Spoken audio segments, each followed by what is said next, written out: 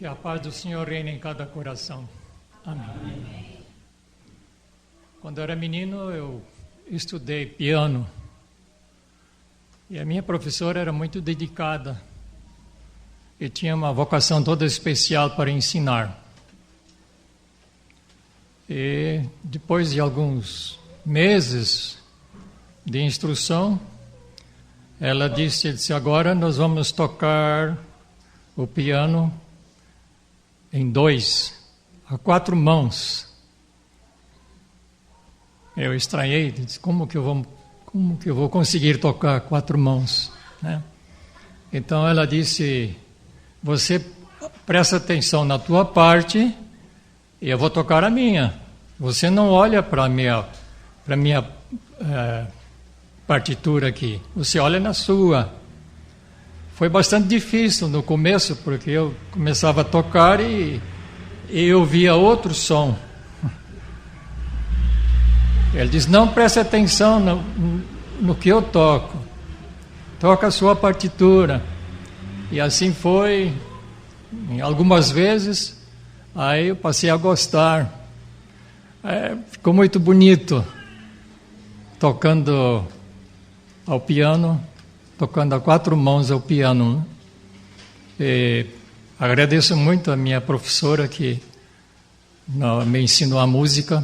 Estudei apenas 1 ano, talvez 1 ano e 2 meses, não lembro bem, né?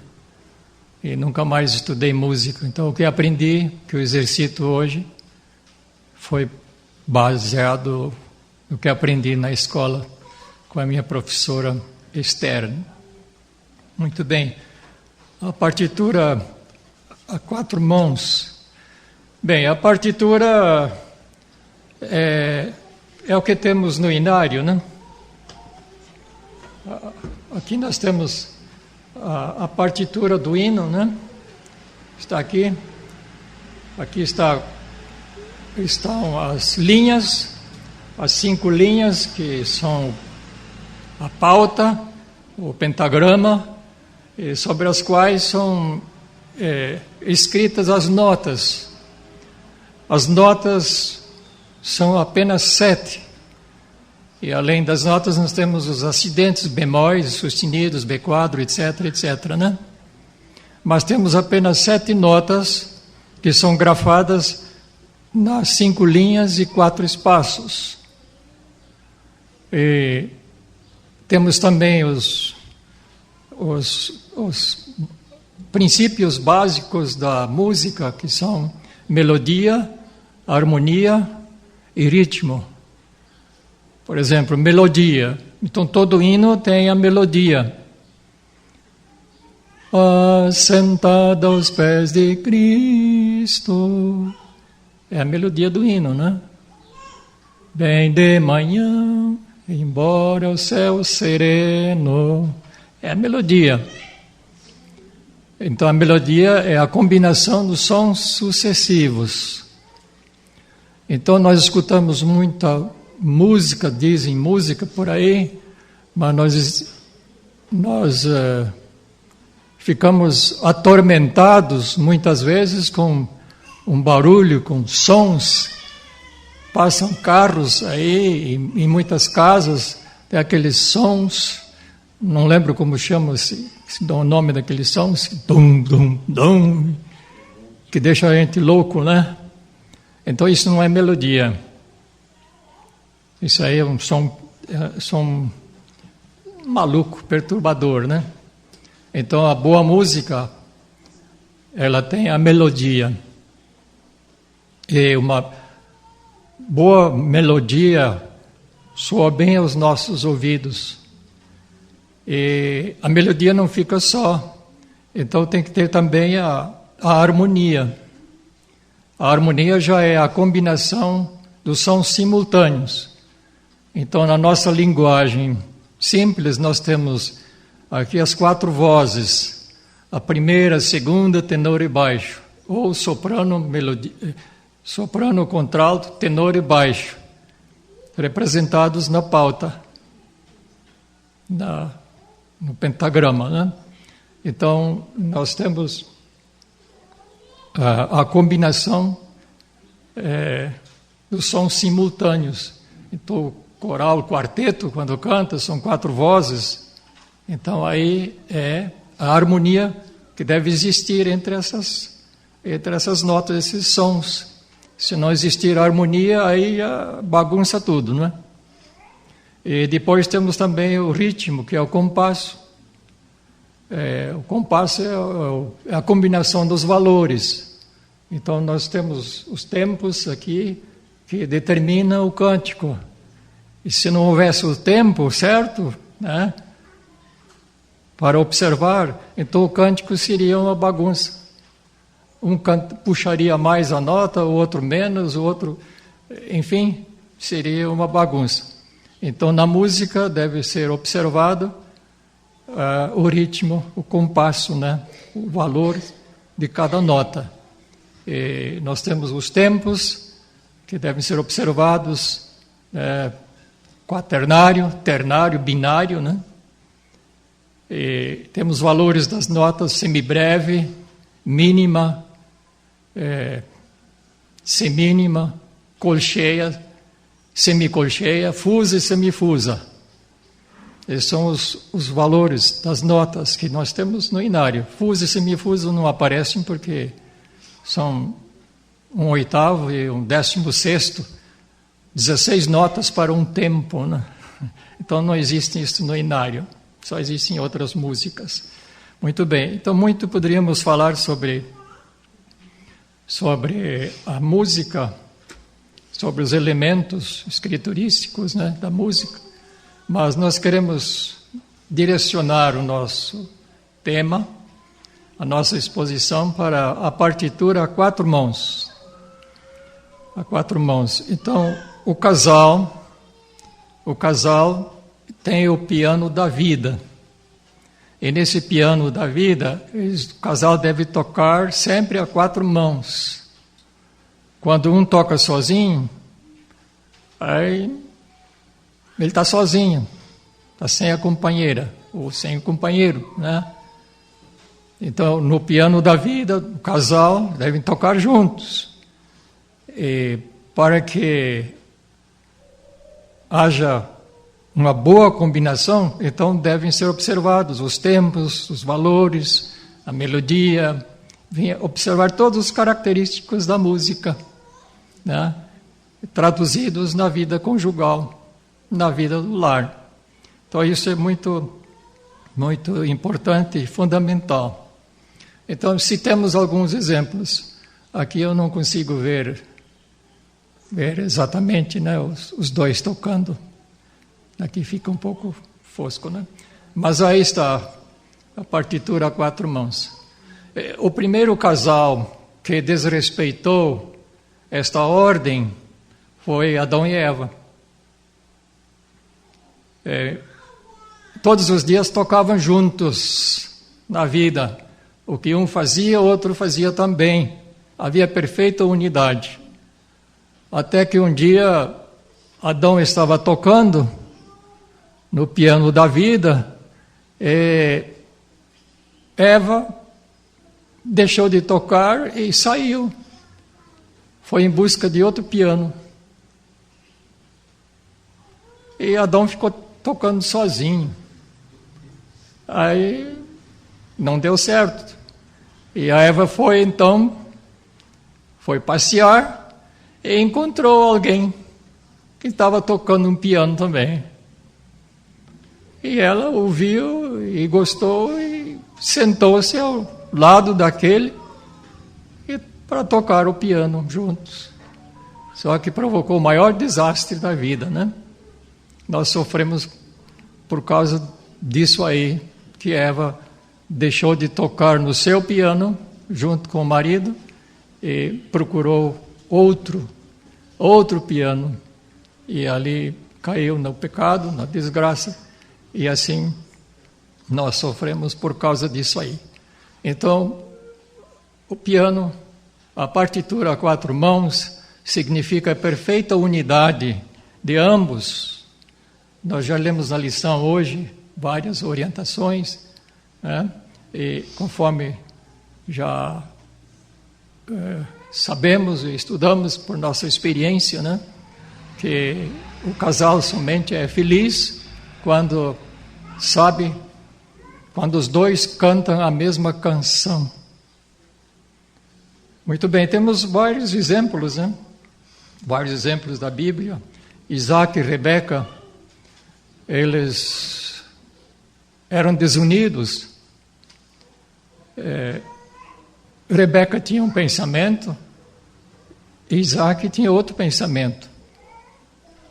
Isaac amava um filho e Rebeca amava o outro.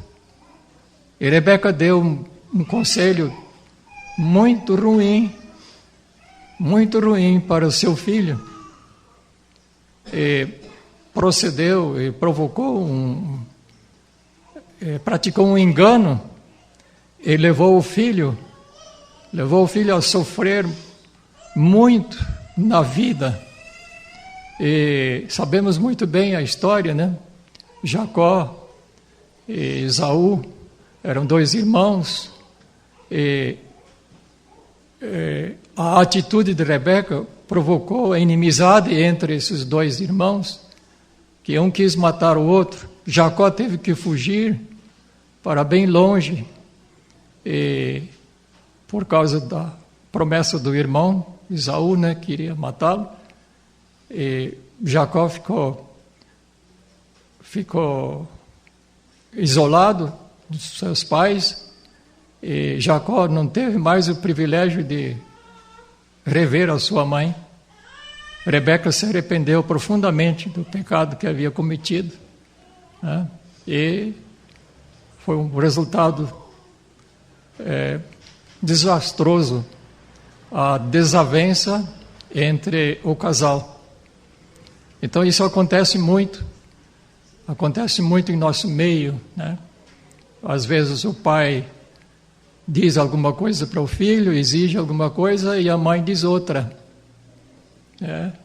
Eu via um casal da nossa igreja, né? Então a mãe dizia assim: filho, se cuide, hein? Se cuide, pode teu pai chegar, hein? Você vai ver, hein? E por que ela dizia assim? Ela já não podia resolver o problema com o filho? Porque o pai tinha que vir. E quando o pai chegava, entrava pela porta da frente da casa, os filhos saíam pela porta dos fundos. Não queriam ver papai. E o resultado desse procedimento, a divergência entre o casal, provocou a separação do próprio casal, e os filhos todos abandonaram a fé e tiveram grandes problemas também matrimoniais, e finalmente o homem deixou a fé também, o casal deixou a fé.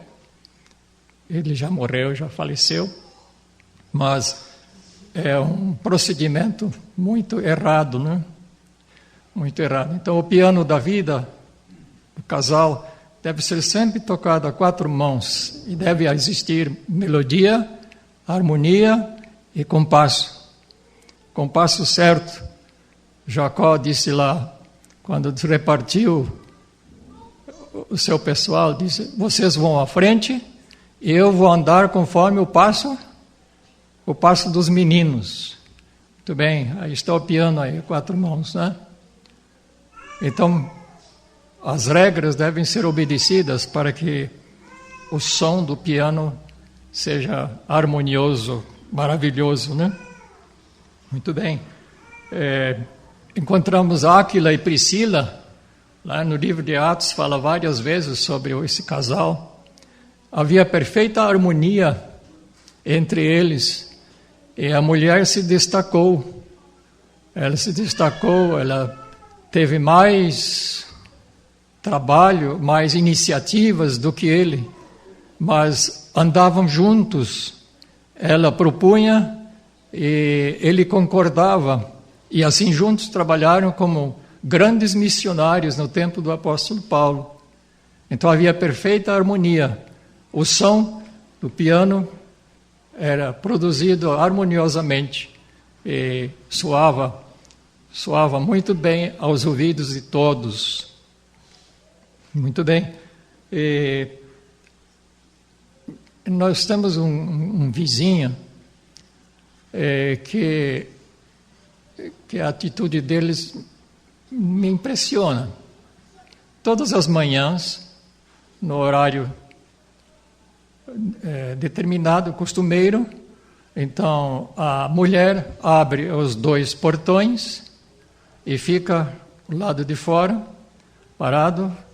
O homem sai com o carro, assim ele para ao lado dela, eles conversam, não sei o que conversam, conversam, enfim, aí finalmente ele dá ré e quando sai dá uma buzinadinha e ela então fecha os portões e entra para casa. Eu acho muito, muito maravilhoso essa combinação deles. Todos os dias a gente vê o mesmo procedimento. Ela abre os portões, ele sai com o carro, conversam, ele sai, dá uma buzinadinha. Então, eu acredito que eles conseguem tocar o piano da vida harmoniosamente. Não são religiosos, são católicos, mas dão um bom exemplo nesse sentido. Eu me impressiono quando vejo eles com esse procedimento, Muito bem. O piano a 4 mãos é impressionante. Eu vi um vídeo esses dias, uma família viajando na mata um dia inteiro. Tinham 3 animais, não sei se vocês viram. 2 crianças montadas num animal, e a mulher montada em outro animal com um nenê, e um outro animal com a carga, guiado pelo homem. E assim caminhavam, e de quando em quando trocavam. A mulher então descia do cavalo, e o homem subia com a criança. A mulher caminhava, e depois trocavam de novo. Então eles diziam assim: gente, nós estamos agindo assim porque nós gostamos, é o nosso costume. Eu ando a pé um trecho e daí eu monto a cavalo. Meu marido anda a pé e depois trocamos novamente. A nossa vida é assim. E foi o dia inteiro assim. Chegaram já à noite lá na fazenda, no meio da mata, assim. Achei interessante, Então, o que acontecia? Eles tocavam o piano da vida a 4 mãos. Isso é muito impressionante. E eu fico muito, muito tiririca, Quando vejo um casal, o marido anda lá na frente e a mulher lá atrás. E às vezes o marido olha para trás: anda depressa, fulana. Às vezes ela carregando uma criança, ou até 2, uma carregando uma, com a outra segurando na mão, e o homem lá na frente, de mãos vazias e ainda dando bronca, porque a mulher não anda depressa, não o acompanha. Isso me chateia muito. Isso é horrível, Isso não é o plano de Deus. Marido e mulher devem andar juntos. Eu tenho aqui um resumo de um decálogo para casais que o juiz Joseph Sabat colocou num lugar público. Diz o seguinte: sede pacientes e serenos, trabalhai, brincai e crescei juntos.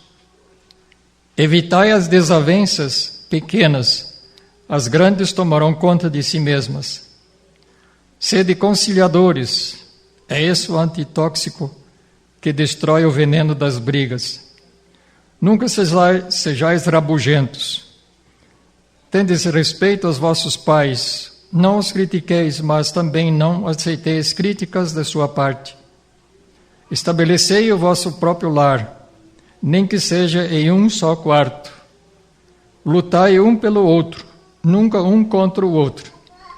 Mostrai sempre simpatia, entendimento mútuo e disposição alegre.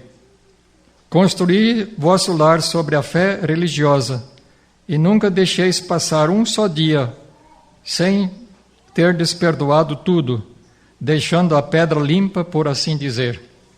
É um juiz que preparou esse decálogo e o colocou num lugar público para que todos pudessem ver, pudessem ler esse decálogo, né? E alguém preparou aqui um trabalho muito importante, trabalho preparado por Victor Hugo. Ele diz assim: o homem e a mulher, é a lição de hoje, né? O homem é a mais elevada das criaturas, a mulher o mais sublime dos ideais. Deus fez para o homem um trono, para a mulher fez um altar. Impressionante, né? Um trono e um altar. O trono exalta e o altar santifica. O homem é o cérebro, a mulher o coração. O cérebro produz a luz, o coração produz amor. A luz fecunda, o amor ressuscita. É maravilhoso isso? Esse é o piano a 4 mãos. É a partitura a 4 mãos. O homem é o gênio, a mulher é o anjo. O gênio é imensurável, o anjo é indefinível. A aspiração do homem é suprema glória. A aspiração da mulher é a virtude extrema. A glória promove a grandeza e a virtude a divindade. O homem tem supremacia, a mulher a preferência. A supremacia significa força e a preferência representa o direito. É o espírito da lição de hoje, né? O marido deve amar a sua mulher e a mulher deve reverenciar o seu marido, né? Então sempre perguntamos o que é mais difícil. É amar ou se sujeitar, reverenciar? O que é mais difícil? Então alguns acham que reverenciar, ou aliás amar é mais fácil, né? Mas não é não. O mais difícil é amar. Saber amar. Quando o marido ama de fato a mulher, ela sabe reverenciar e se sente bem isso. Ela honra o marido, porque o marido a ama, manifesta o verdadeiro amor. O homem é forte pela razão, a mulher invencível pelas lágrimas. A razão convence e as lágrimas comovem. O homem é capaz de todos os heroísmos, a mulher de todos os martírios. O heroísmo enobrece e o martírio purifica. O homem pensa e a mulher sonha. Pensar é ter uma larva no cérebro. Sonhar é ter na fronte uma auréola. O homem é a águia que voa, a mulher o rouxinol que canta. Voar é dominar o espaço e cantar é conquistar a alma. Enfim, o homem está colocado onde termina a terra, a mulher onde começa o céu. É bonito essa conjugação. Assim deve acontecer conosco, né? Com cada casal. Aqui eu já apresentei uma vez, aqui alguns jornais, não sei se os irmãos se lembram, né? De exemplos de partitura a 4 mãos. Aqui nós temos aqui Alvino e Amélia. Eles alcançaram 70 anos de casados. Alvino, 89 anos, Amélia, 88. Conheceram-se quando eram estudantes e o primeiro beijo só ocorreu no dia do casamento. Hoje é o contrário. Hoje os jovens namoram como se fossem casados. com 97 e 86 anos, respectivamente. José e Maria ainda se amam. Amor, perdão e paciência mantêm 62 anos de união. Então, muitas vezes me perguntam, escuta, qual é o segredo? Qual é o segredo de chegar a essa idade com um casamento feliz, né? Qual é o segredo? É aqui, né? Amor, perdão e paciência. É a receita que esse casal deu para o repórter. É princípio bíblico, né? E o outro casal diz, casal dá a receita de união de 70 anos. Para o casal, a receita para um matrimônio duradouro é simples e envolve união, tolerância e compreensão. Casal comemora 70 anos de união, João e Esmeralda. Eles, nos 70 anos de vida de casados, eles presenciaram 16 presidentes no Brasil, 16 presidentes, a seleção brasileira ganhou 5 Copas e 16 disputas. O Vaticano elegeu 4 papas. O homem chegou à Lua e inventou a televisão, o computador e a bomba atômica. E aqui diz que esse casal comemorou 70 anos felizes junto com os seus familiares. Casal prova que é possível amar a vida inteira. E aqui diz, quanto mais idoso, maior o amor. Diz ela, a esposa então diz assim, ela lamenta que os casamentos de hoje não se baseiam mais em respeito, educação e fé, e por isso os relacionamentos estariam durando tão pouco. A vida a dois não é sempre um mar de rosas, mas não há nada que o amor não possa superar, acredita a esposa, né? Pois mais uns 73 anos, prova que o amor existe. Não é um ato de heroísmo, nem uma questão de aturar uma pessoa. Eu simplesmente fiz uma opção e assumi meus sentimentos. A cada dia que passa, amo mais minha esposa. São depoimentos, né? E mais outro aqui, festejou 70 anos também, né? Eles também lamentam que os namoros, os casamentos de hoje em dia resultam em grande tragédia. Não há mais aquele respeito, aquela reverência que havia no passado, né? Então é impressionante essas manifestações. Então, amor, perdão e paciência mantém 62 anos de união. Eu com minha esposa, completamos apenas 57 aninhos de casados. Eu gostaria de trazer aqui alguma coisa que a minha esposa escreveu aqui neste livro. Mas eu quero ler aqui o que ela escreveu a respeito da sua família,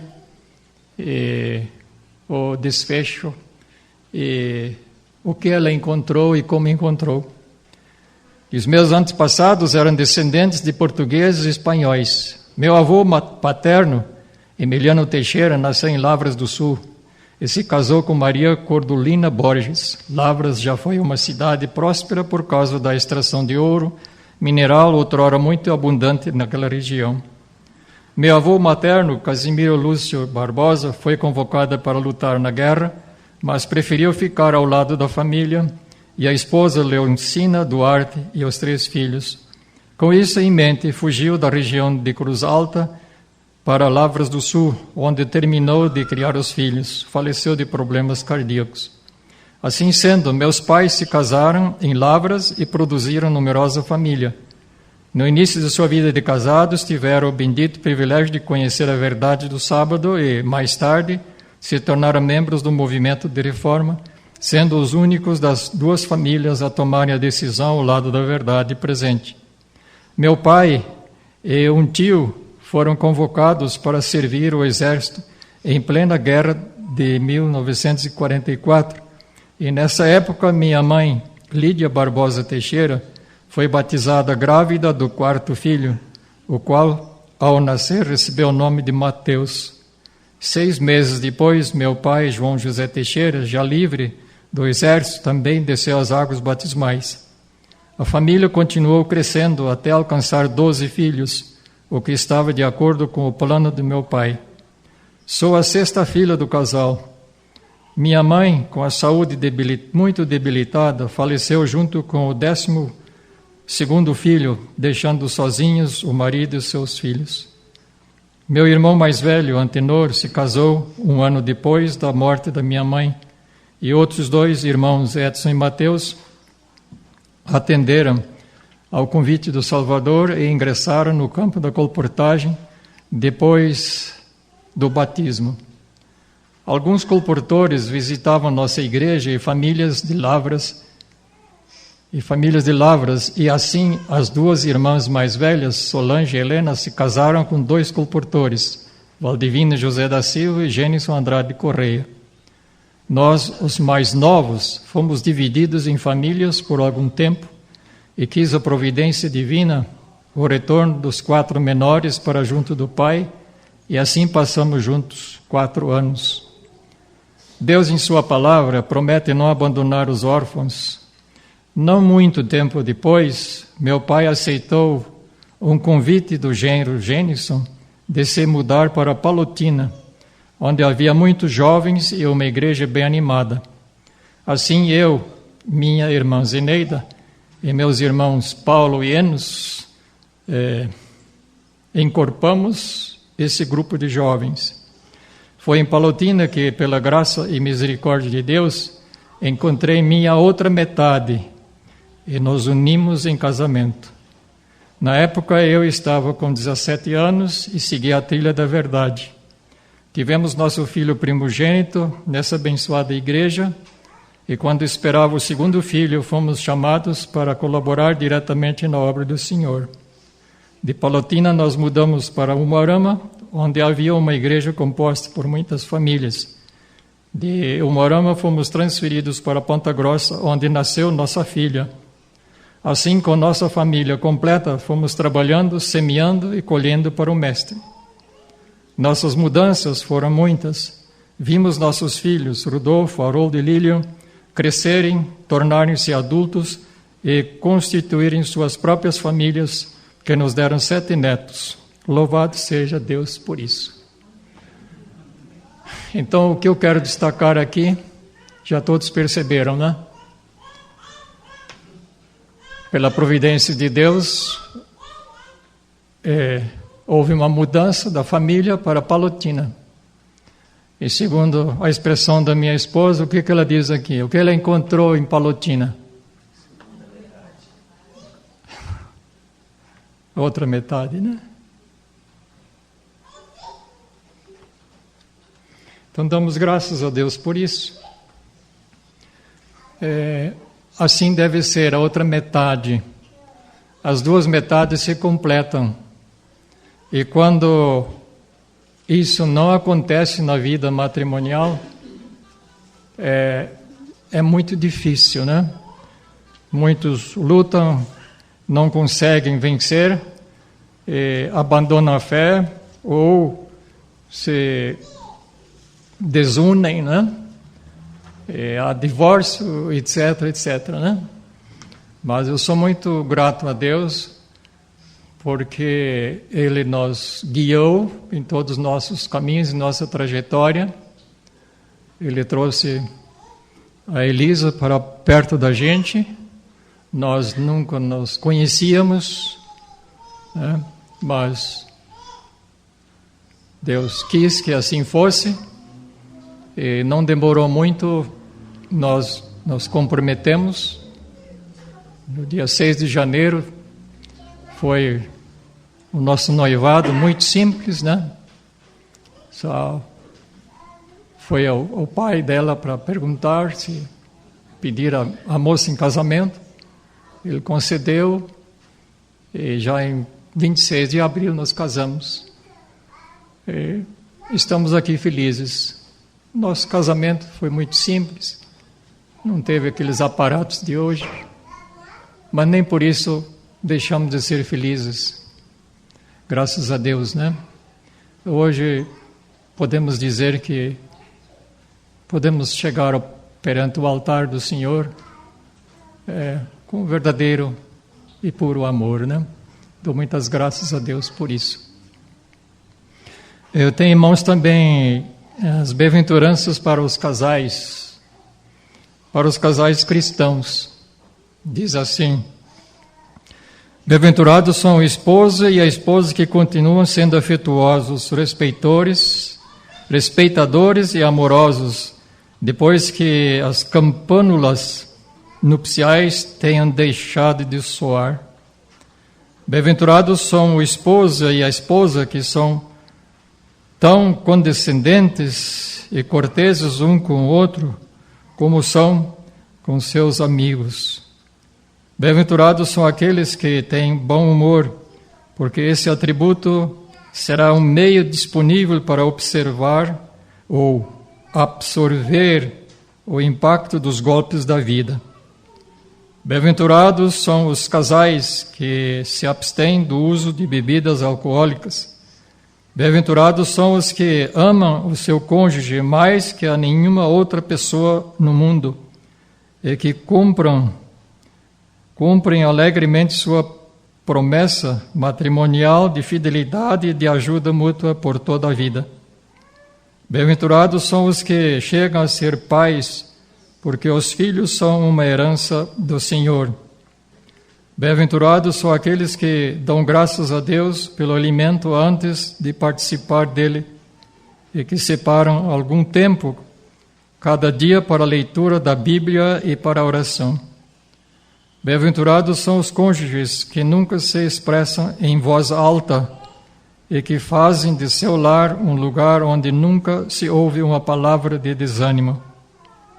Bem-aventurados são o esposo e a esposa que fielmente assistem aos cultos de adoração na igreja e que trabalham juntos na igreja para o desenvolvimento do reino de Cristo. Então são as bem-aventuranças que alguém preparou para os casais, para os que tocam o piano a quatro mãos, o piano da vida, né?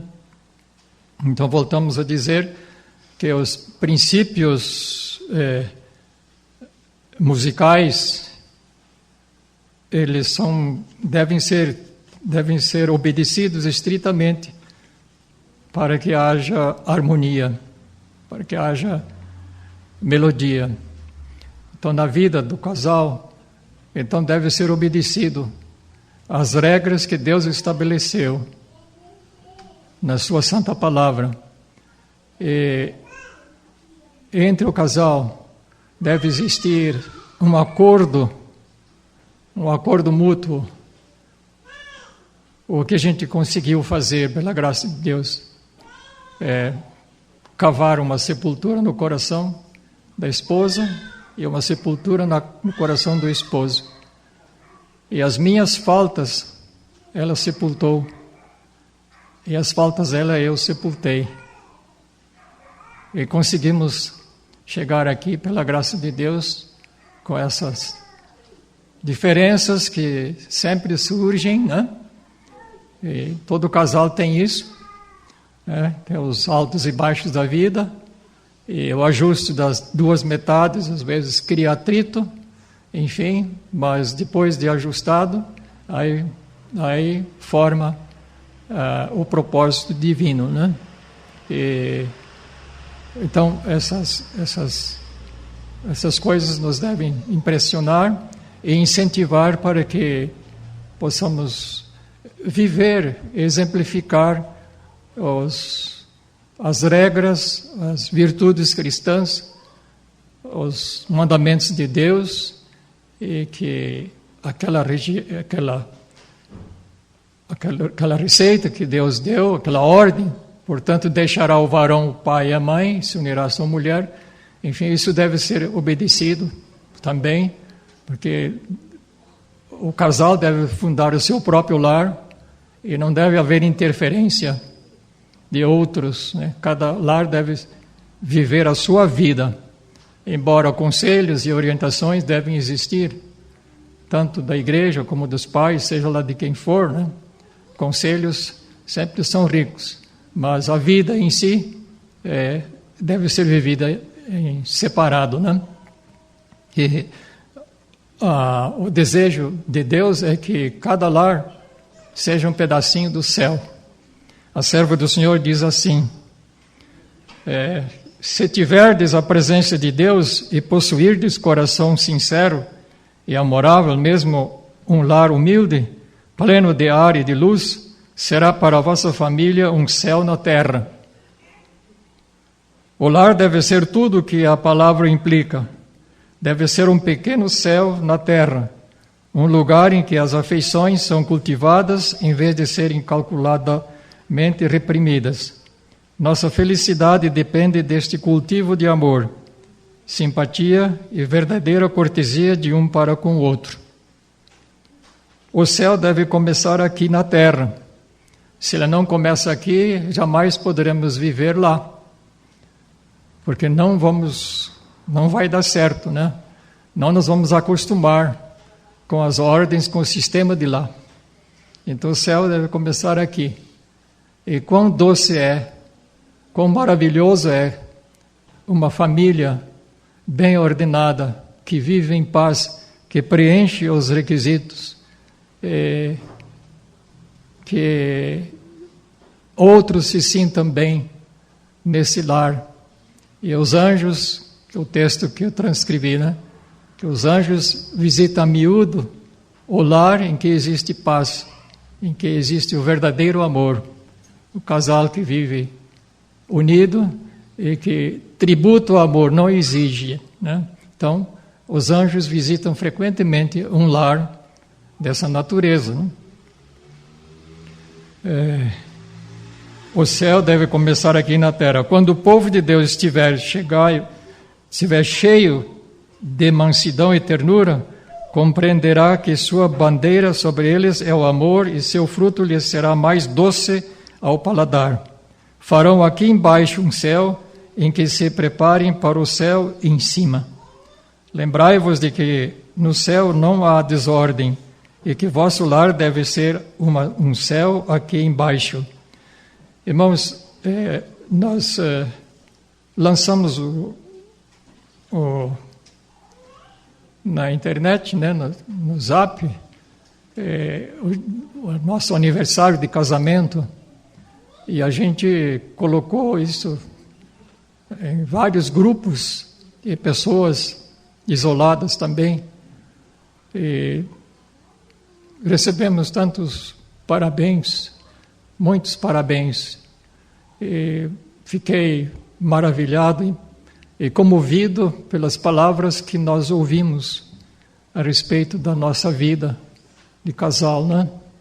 Inclusive nossos vizinhos, porque a gente manda para 17 famílias as mensagens, e as famílias se manifestaram também e confessam que a nossa vida de casado é conhecida por eles e desejam copiar, desejam seguir esse exemplo. Esse exemplo a gente não imagina, porque a gente não visita todos, né? A gente quase não visita. Mas outro dia eu estava conversando com alguém na rua, ele estava parado com o carro ali, que ele tinha parentes ali. Eu dei alguns folhetos, alguns livros, conversando bastante. Falei, eu moro aqui nessa casa ali. Ele disse, sim, nós conhecemos vocês. Nunca tinha falado com homem. Nós conhecemos, vocês são conhecidos. Então, irmãos, um pedacinho do céu aqui em casa, aqui no lar, é maravilhoso, né? Que Deus nos ajude e nos abençoe os irmãos, que cada qual possa fazer a sua experiência e possa sentir, de fato, que é possível ter um pedacinho do céu aqui na terra, um lar harmonioso, que é o maior argumento em favor da nossa fé, em favor da salvação de almas, né? Então, que Deus nos abençoe e agradeço muito a Deus pela preciosa oportunidade e que amanhã ainda faremos menção, né? E teremos um culto de ações de graças motivado pelo nosso agradecimento a Deus, pela vida que Ele nos concedeu, pelo grande privilégio. E assim, meu desejo é que todos estejam presentes e tenham o máximo proveito e que o nosso lar seja de fato um pedacinho do céu e que finalmente esse pedacinho do céu possa ser levado para o verdadeiro céu. É o meu desejo e minha oração. Amém.